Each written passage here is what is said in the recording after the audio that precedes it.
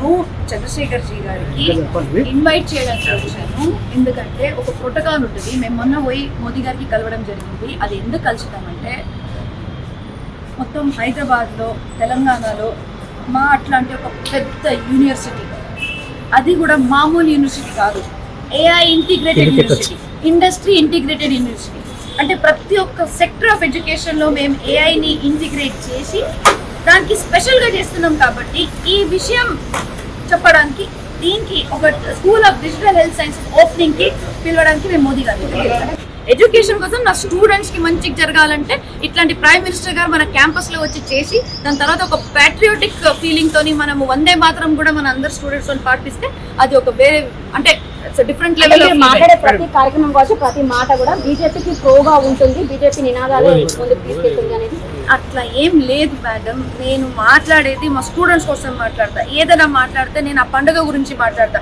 మొన్న నాకు పిలిచితే హనుమాన్ జయంతి కూడా నాకు అక్కడ ఏదో మాట్లాడాలంటే మాట్లాడిన తర్వాత నాకు పాట పాడడం ఇష్టం కాబట్టి ఆ పాటలు కూడా పాడాను నేను. దానికి బీజేపీకి సంబంధం ఎట్లుంటుంది? ఏదైనా ఇప్పుడు నేను ఒక హిందూ, నేను ఎక్కడికి వెళ్ళినా కూడా నాకు హిందూ కానీ ఎవరు పిలిచినా, క్రిస్టియన్స్ పిలిచినా, ముస్లిమ్స్ పిలిచినా ప్రతి ఒక్క దగ్గర కూడా పోయి నేను అక్కడికి వెళ్తాను.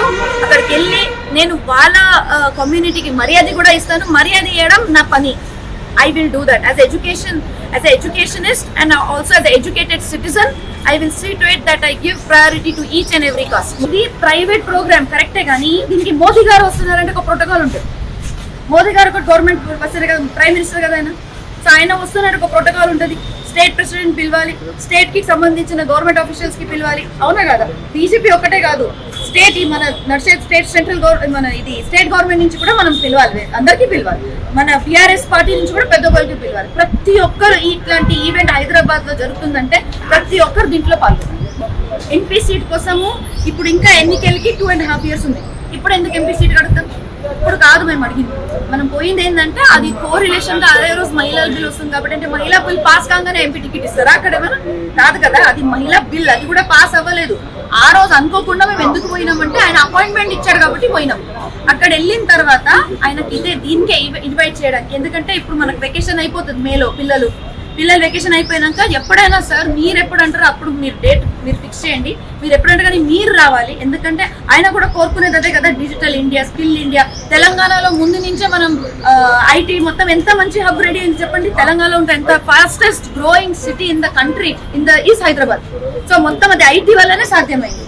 బోనాల పండుగ ఎత్తుకున్నప్పుడు ఆయన బండి సంజయ్ గారు కూడా పిలిచారు. బోనాల పండుగ ఏ పార్టీకి సంబంధించిన పండుగ కాదు, అది ఒక జనరల్ పండుగ. దానికి నాకు పిలిచారు, నేను వెళ్ళినప్పుడు అక్కడ పెద్ద మనిషి ఆయన కూడా వచ్చాడు. ఆయన వచ్చినప్పుడు నేను మర్యాద ఇవ్వకుండా అక్కడి నుంచి పక్క నుంచి వెళ్ళిపోతే బాగుంటుందా? ఇప్పుడు నీకు పక్కన ఎవరైనా సీనియర్ జర్నలిస్ట్ వస్తే నువ్వు వెళ్తావు, అట్లా ఏ పార్టీ అయినా సరే మనం రెస్పెక్ట్ చేయాలి కదా. సో అక్కడికి వెళ్ళినప్పుడు ఆయన వస్తుంటే ఆయన మర్యాద ఇవ్వడానికి ఒక పెద్ద మనిషిపై ఆ ప్లేస్లో కాంగ్రెస్ నుంచి ఎవరు పెద్ద లీడర్ ఉన్నా సరే, బీఆర్ఎస్ నుంచి ఎవరు పెద్ద మినిస్టర్ ఉన్నా సరే, లీడర్ ఉన్నా సరే, అఫ్ కోర్స్ ఎస్. నిన్న నేను పోయి రామచంద్ర గారు కూడా కలిశాను. నేను మోదీ గారి దగ్గర వెళ్ళే ముందు కూడా రామచంద్ర గారికి కలిశాను. అందరికీ అంటే ఆయన పార్టీ కదా, అప్పుడు మోదీ గారు వచ్చేదంటే ఆయన పార్టీ, ఆయన state president. 100% we have to invite them. ఆయన వాళ్ళ ఆశీర్వాదంతో వెళ్ళాలి.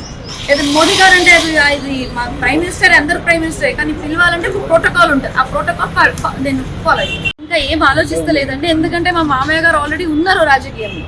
ఆయననే మా అంటే పితాశ్రీ, ఆయన పెద్ద మంచి మా ఇంట్లో ఆయననే ఇప్పుడు ఆల్రెడీ ఆయన ఎమ్మెల్యే గారు ఉన్నారు. మా ఇంట్లో కూడా ఎవరు పార్టీ వైపు మనం ఏం చూడట్లేదు. కానీ ఒకవేళ రేపు ఆయన ఎవరికైనా అనుకుంటే ఆయన మన ఇంట్లో ఎవరు ఇంట్రెస్ట్ ఉంటే వాళ్ళు